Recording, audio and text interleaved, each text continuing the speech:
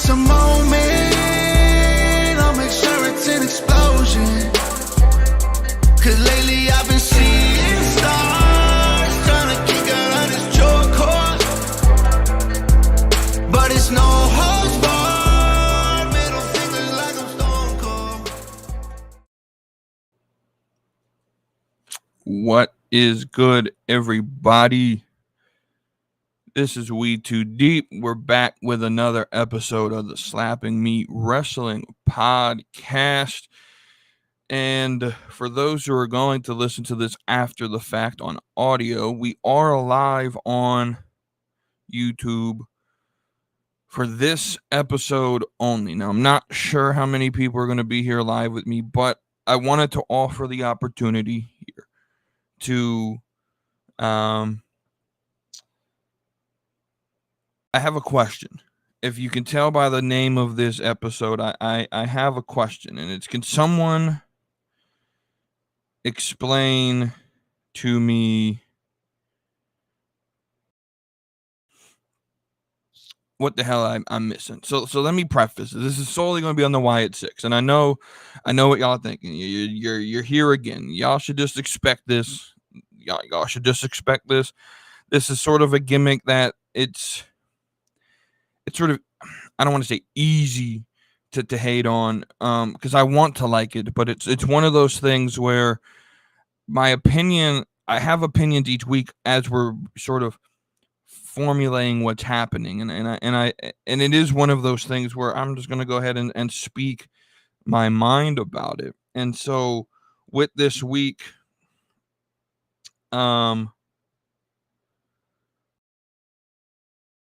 with me missing Raw this week, sorry, I lost my train of thought there. I didn't pay attention to Raw. I'm just going to be honest with you. College Football 25 came out on Monday, and there was no chance in hell I wasn't going to play it Monday night.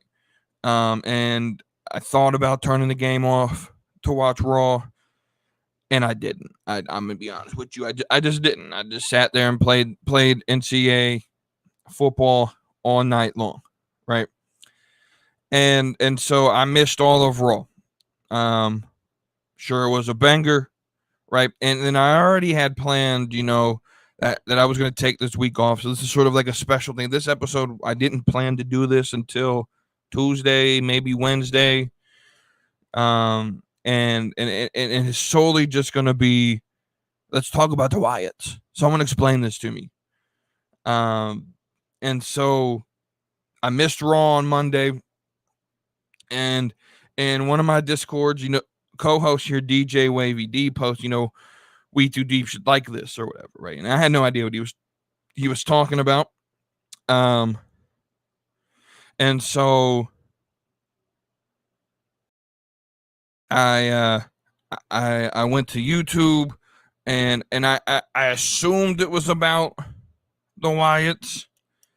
But I went to YouTube and I checked out only the Wyatt stuff. That's the only thing that I watched on WWE's YouTube, was the 2 Wyatt segments. Now, before we get to those segments, there was another segment earlier in the day off of Raw on the Pat McAfee show that I do want to talk about, right? But this is essentially just going to be my weekly update of where I'm at on this gimmick, and I'm doing it live because I want people to come in here and to explain to me what I'm missing.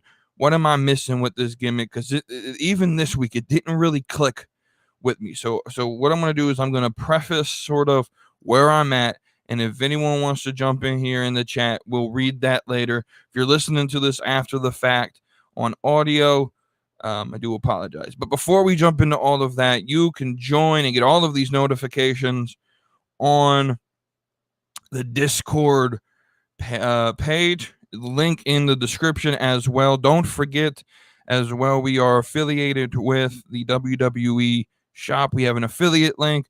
You click that link. It's also in the description. You click that link. You order like normal, and we get a small percentage of the total. I think Liv has a new shirt. Rhea has a new shirt. CM Punk vintage shirts are back. EO, I think, just got a new shirt if you like EO. Ethan Page has a new shirt. Go get your NXT merch if you're an NXT fan like me, and all of that.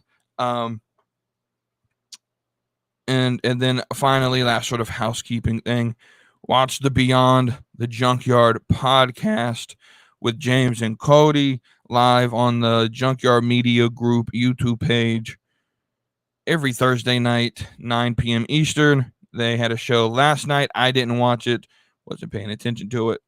I might go back and check that out when I'm done with this. But so let's jump in here, and so let's start where this really started on Monday, and that was basically the Pat McAfee show got hacked into by the Wyatts, and they came on again, and that's where they delivered the tape this week.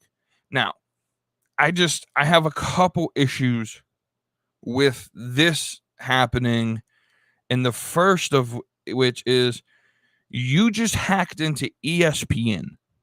You expect me to, one, to believe that, but two, if you had the ability this whole time to hack into, you have the technological ability to hack into ESPN, why are we showing these tapes on VHS?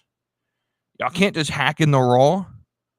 I'm sure it's easier to hack into Raw's production trailer than ESPN, right? So you see the hokiness here. Like, it's hard to believe that happened, right? And so, but my bigger thing is, and I get this is like a cross brand, like Pat gets the benefit because wrestling fans may watch in, and his show's going to be shown on, or they can talk about his podcast on Raw, and WWE gets a benefit because there's millions of people who watch Pat's show that maybe, they could try to take, but let me ask you this question.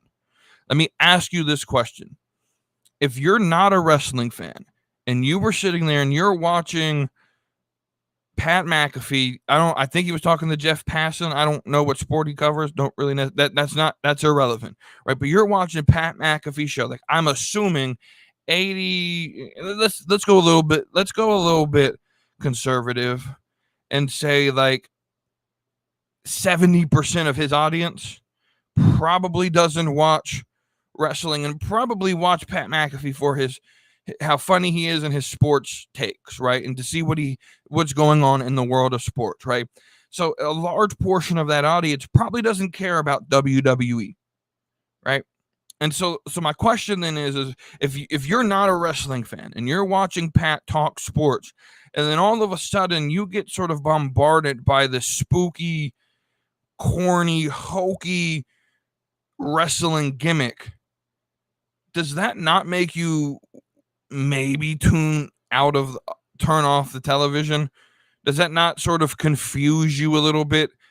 You want to build WWE's audience by using Pat McAfee's show? I'm all for that. But I think there's better storylines you can do than the Wyatt Six to get that across to where the product doesn't look sort of circusy. Because what you did is you put the weirdos, you put the monsters that dress in animal suits. You put the weirdos on the show, and the sports bros probably aren't going to be all too thrilled with that. You know what you do, right? That garners an audience. You put Cody Rhodes on there, and you have the Bloodline Attack, right? You put CM Punk or Drew McIntyre on the show and have that story play out there. I think that does well. You put Seth Rollins on there. You put Roman Reigns on here, or Paul Heyman or Triple H. You put someone that you could do an actual interview in, and then it maybe push the story that we put Rhea Ripley in there and have her call out Liv Morgan, right? You put like an actual like big star that's in a story that's not going to confuse the casual sort of sports bro, and would actually want to make them watch the product and not think that it's the childish fake stuff, right? Because for a lot of people, They don't want wrestling intertwined with their sports, because sports, right? First off, this again is kind of my big argument with even having it in Raw in the first place, is when sports are presented as if it's real life, right? Like, because it is real life. It's a real event that happens, and sports happen in real time in our universe, and we exist alongside of sports.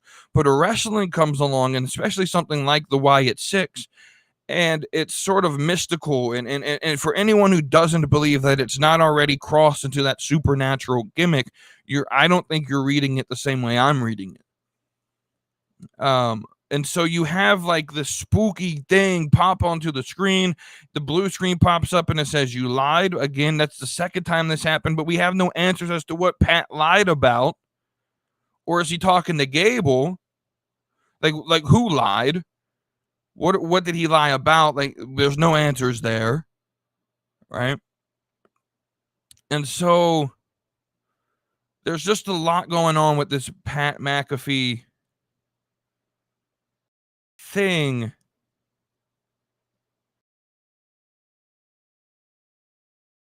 And so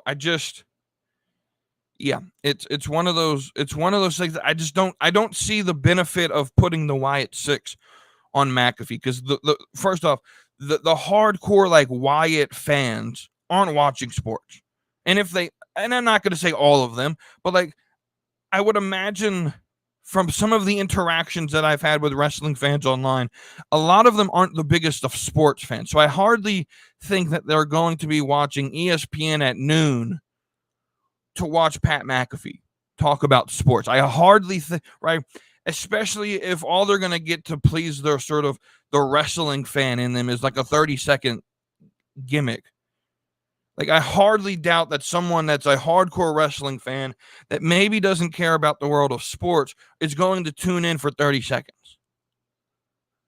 But I also think that this also sort of alienates the sports fans who come there for sports content, and then they get sort of forced into having this gimmick pushed on them. And so I get the marketing, and I get the cross branding and all of that. That type of relationship is a win-win for McAfee and the WWE. I just don't think the execution of putting the Wyatt Six on there is beneficial. I think you could put Cody on there and have him get attacked, or put Randy Orton on there and have him get attacked, or put McIntyre on there and have him call out Punk. Put, one way, something like that. Put a Sami Zayn on there and talk about his career and stuff like. But just having like the lights go out and there's a tape sitting on the desk, that's just a little bit too much for me to believe that sports fans are going to want to tune into Monday Night Raw because of that. So then let's get to what happened on Raw. So the tape we get, I believe this was what was aired first, with the tape with Eric Rowan, and exactly what we thought it was going to be, right? It's sort of his humanization of who he is and his character and why he's in the group. And essentially it just comes down to, I lost two brothers. I lost my family. Of course, mentioning Bray and Brody. And while that's a heartfelt segment, and it was well done, production again, very well done, I just don't, to me, trying to convince me on who these characters are still doesn't answer the question I want answered. Why did you do what you did? Okay, you're telling me who you are. You're telling me why you're part of this group and that you found family. But I already knew that. I already knew why you're a part of the group. I want to know why you murked the locker room. Right? So I'm still sitting here thinking, instead of the QRs, there's two. Well, first off, there's two ways you could have done it. The original way I've been saying they should have done it is, instead of the QR codes for 2 months, air these videos. That's a way you could do it. But there's also, I thought of another way you could have done this, right? Because again, so essentially, we'll get back to the second way here in a second, because the second segment essentially was Gable calling Bo Dallas to the ring. He comes down, he gets jumped by the Creeds, And the three of them, Gable and the Creeds, beat down Bo Dallas, who sort of laughs off the attack. Gable gets pissed off. The lights go out, and then the rest of the Wyatt 6, or really the Wyatt 5, but the other 4 members come down. Right now, they're in this individual segment. I would have even booked it differently, just using what we know in this segment itself. Instead of having them take the long walk from the back and letting Gable and the Creeds escape, like, to me, that's kind of weakening the gimmick. I would have had Gable and the Creeds in the ring. The lights go out. They're looking for a way of escape. And every time they turn to a different rope to escape from, there's 4 ropes, 4 other characters. Why are they not sitting on the apron? Why are we just allowing the Creeds and Gable to escape yet again from this group? But let's go back, because I've always said that this should have been booked differently, right? So I said these tapes should have been aired. But what if, because my question then is it's Adam Pearce. You're apparently holding an investigation on the massacre. And you had all 5 of them in the arena for the first time since the massacre. Why are you not punishing them? Where are the police at? This is a crime. Right? Like, if it was me, I'm having the police there. Right? Unless you want me to believe that Adam Pearce doesn't know who's in the arena, and these people just magically poofed out of thin air, crossing into, again, that supernatural thing. Right? But where are the police? Because imagine this. Imagine, let's go back to the massacre. Week 1, we see them, this debut, right? Imagine they're standing on the stage, and Adam Pearce walks out with security and police, and they arrest the Wyatts. They arrest all 5 of them. The night of the massacre, they get arrested. And then these tapes of Uncle Howdy and Bo Dallas, and now of Rowan, these tapes are, they're claiming insanity, and these tapes are sort of their psych evaluation. I think I would buy into that a little bit more than what we're getting right now. It could be something. There's a movie. I don't know how many people saw it. It's called Nefarious. And essentially that's the whole plot of the film. It's like a single set. They're in a jail cell. The dude is claiming insanity. It's the day of his execution. And essentially he's claiming insanity, that he's possessed by a demon. And so the psych evaluating doctor comes in, and he's trying to talk to this guy, but instead of actually talking to the actual human, I can't think of his name off the top of my head, he's talking to the demon Nefarious, right? And this whole conversation is essentially this psych doctor trying to asking the demon to prove himself that he's a demon, right? And so I'm not. That's as much as I'm going to give you. I highly recommend watching it. I highly recommend, because that's essentially what Uncle Howdy is. He's an evil guy who sort of possesses Bo Dallas. It's sort of like a demonic type character, right? And so first up, I don't know where we go from here. Everyone's assuming 3-way, with Gacy and Rowan and Dexter versus Gable and the Creeds, and maybe you put Ivy versus Nikki Cross. Are any of you actually excited for that? Can we be honest with ourselves for a minute? Right, y'all are willing to sacrifice Otis versus, we're coming up to SummerSlam, and 2 months ago we were getting hype for Otis versus Chad Gable for the Intercontinental Championship, and what that could have been, and the big moment of Otis finally going over and getting singles gold, going over Chad Gable after Gable had a 2-month run with the belt. And instead of that, what do we have? Instead of that, what do we have? We have Chad Gable potentially fighting monsters. Spooky monsters.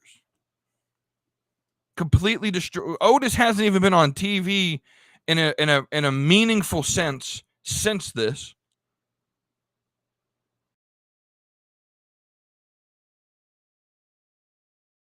Neither has Tozawa or Maxine. So you build them up, you don't give them the payoff, and you just sort of put them back in catering.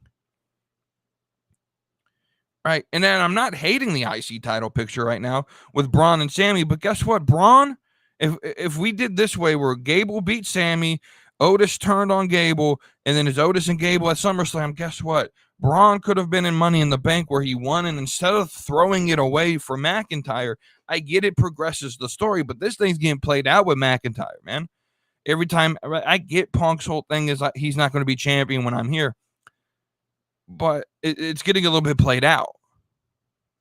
Like, if the goal was still going to be Drew versus Punk at SummerSlam with no title on the line, why did Drew have to win Money in the Bank? He could have stuck Braun Breaker in there, gave Braun Breaker the briefcase, and then had him sort of haunt Gunther or and Priest with the briefcase until Bash at Berlin or whatever. Because ultimately, Braun Breaker, I'm already going to predict this. What are we, 6-7 months out from Royal Rumble? Braun Breaker's winning Royal Rumble. And I think he's going to WrestleMania, and he's going to I think he wins the belt at Mania in Vegas. I do. I think there's a potential chance that I think he wins at SummerSlam, the IC belt. I think he keeps it for a few months.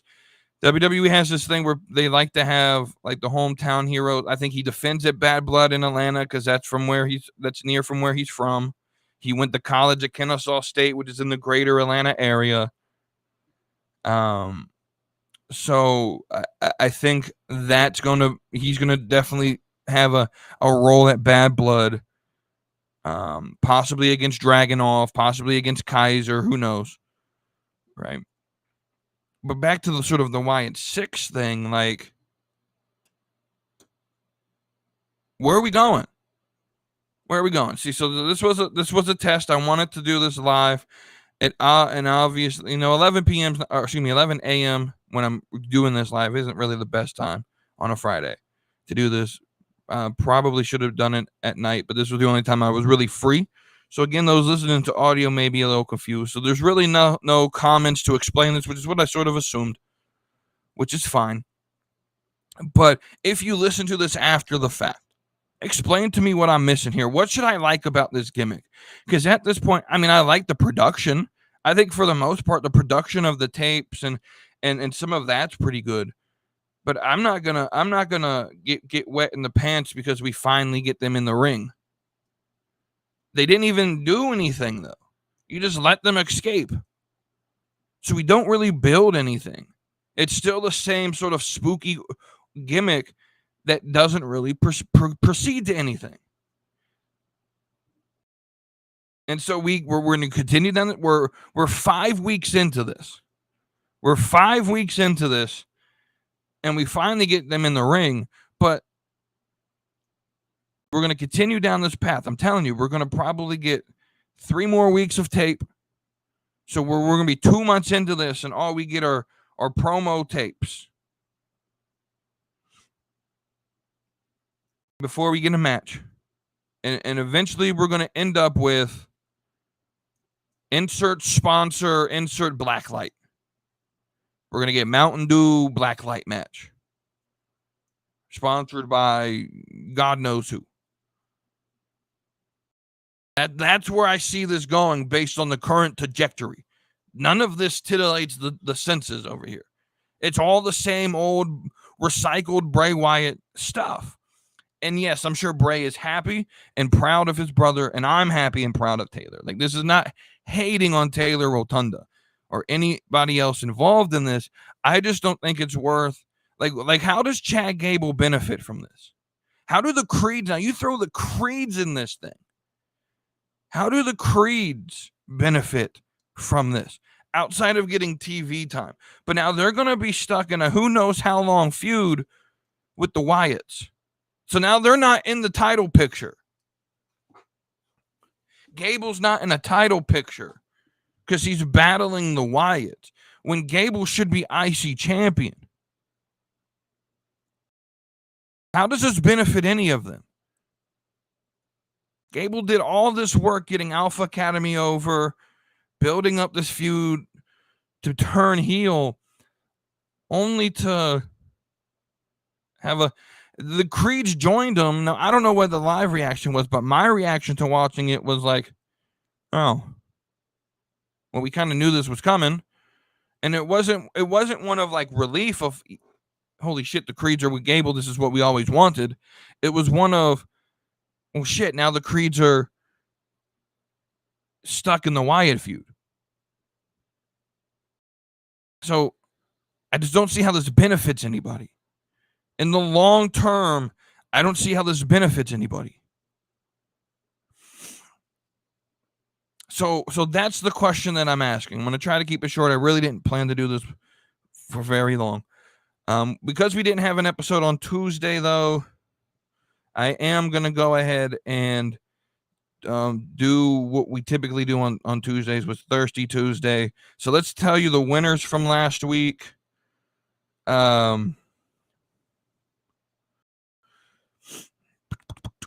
All right, so let's remind you all of last week. So it was Gio Vinci versus Joe Hendry, and oh my word, Joe Hendry won, beating out Giovanni Vinci. Between Lexus King and Carmelo Hayes, Carmelo won.